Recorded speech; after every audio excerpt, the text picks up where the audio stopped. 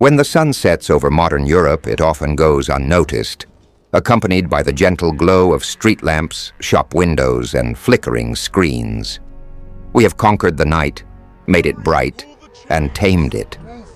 To understand the psychological and physical reality of the Middle Ages, we must imagine this artificial brightness gone.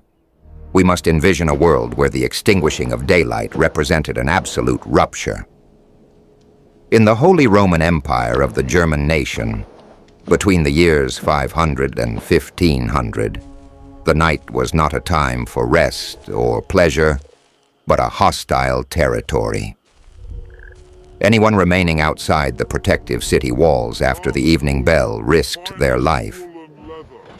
Darkness was not merely the absence of light, it was the presence of evil, a primeval force that returned humans to their most basic fears. The transition from day to night in medieval cities was not left to chance, but was conducted with strict ritual and military precision. As the sun passed its zenith and shadows lengthened, a nervous unrest spread. Merchants hastily packed their goods, farmers urged their animals onward, and craftsmen laid down their tools. The law of the night was relentless. With sunset, city gates closed. The proverbial term gate panic finds its historical origin here. Those who failed to enter the city were left outside, defenseless against the wilderness and the outlaws lurking in suburbs and forests. Once the heavy iron-bound gates fell and bolts were drawn, the city became a hermetically sealed fortress. No one could enter or leave. Inside the walls, police regulations came into effect.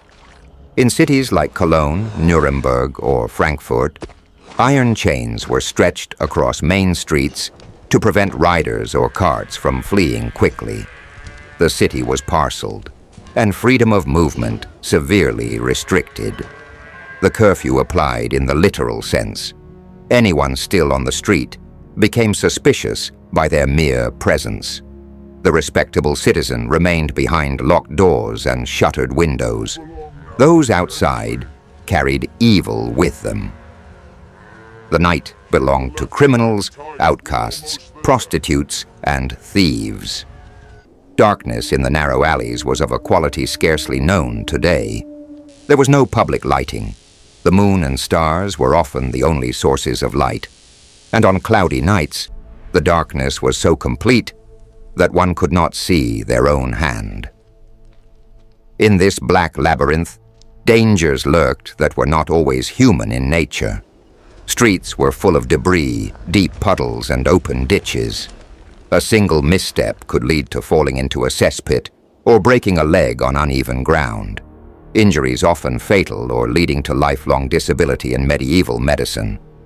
There were cases of drunken people drowning in open streams because they could no longer distinguish bank from water. Yet the greatest danger came from people. The night was the cloak of lawlessness. An attack under the cover of darkness was nearly impossible to investigate. There were no witnesses. No one saw the attacker's face. A stab with a dagger, a swift grab for a purse, and the assailant vanished silently into the shadows. Crime rates soared after sunset. Gangs that remained inconspicuous by day now dominated the alleys. The art of slitting, cutting clothes to reach hidden coins, was a high skill among nocturnal thieves. Anyone traveling at night, whether a doctor or a midwife, did so only with armed escorts and torches. Even light was dangerous. A torch revealed one's position from afar, attracting potential attackers like moths to a flame. Open fire in densely built wooden cities was the greatest fear. A single spark could trigger a catastrophe. Carrying light was often strictly regulated or forbidden. The authority countering this anarchy was the night watchman. Romantic depictions often show him as a friendly figure with lantern and horn, but in reality he was an armed enforcer, often assisted by large, sharp dogs. His duty was not to guide tourists, but to maintain order, often with brutal force. He had the right to detain and question anyone on the street. Anyone without a plausible explanation or light could end up in the tower. The watchman checked that doors were locked and fires safely covered. His cry, "Hear ye people and be warned," was not folklore but an authoritative reminder that the authorities watched even in darkness. But watchmen were few, alleys were many, and they were often corrupt or complicit in criminal activities. Beyond physical dangers, a heavier pressure weighed on the medieval soul: spiritual fear. The night was the time of the devil. God was the light, and where light was absent, God had withdrawn. Darkness was the realm of demons, witches, and restless spirits. Belief in the wild hunt, a ghostly cavalcade sweeping the stormy skies to seize the living, was deeply rooted. A creaking beam, the howl of the wind, a shadow on the wall, all were interpreted supernaturally rather than physically. Fear of revenants, the dead rising to take the living, forced people under their covers, praying. Midnight to 1 a.m., the so-called witching hour, was taboo. It was believed that the boundary between this world and the next became permeable. Being outdoors at this time endangered both life and soul. One could be possessed by a demon or encounter the devil himself. This psychological terror of the night paralyzed social life. There was no nightlife. People slept with the chickens and rose with the rooster, not only to save candles but to minimize conscious exposure to darkness. More dramatic was the plight of those unlucky enough to be outside the city at sunset, in fields or forests. There were no watchmen or walls.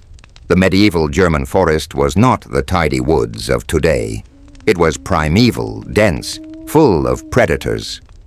Wolves roamed to the village edges. A lone traveler at night was easy prey.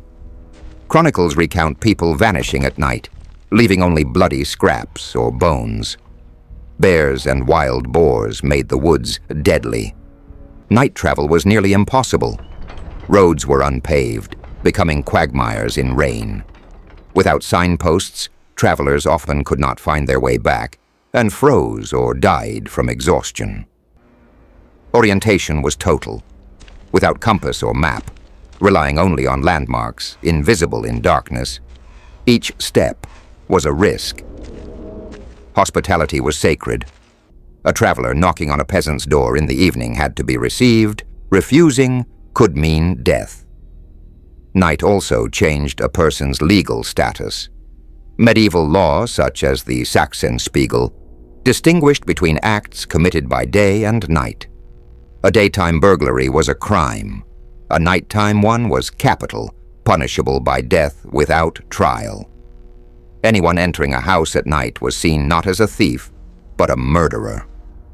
The homeowner could kill without penalty. Burden of proof reversed. Night made everyone a suspect.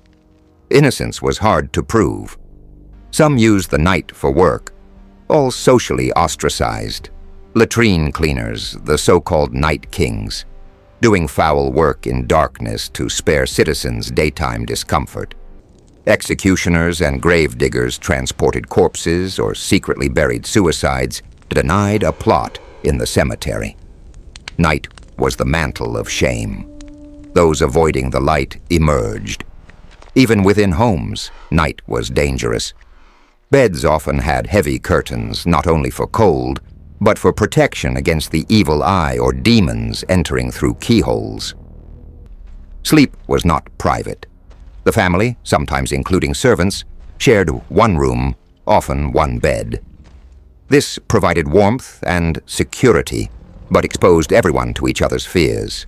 A scream woke all. Night was a collective vulnerability experience.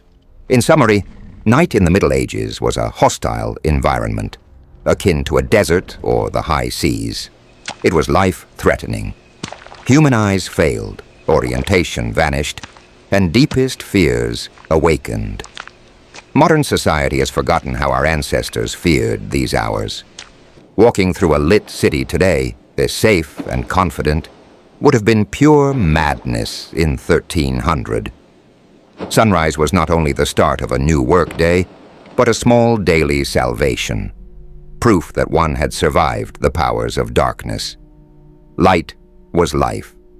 Night was a little death, and no sane person ventured willingly into its realm.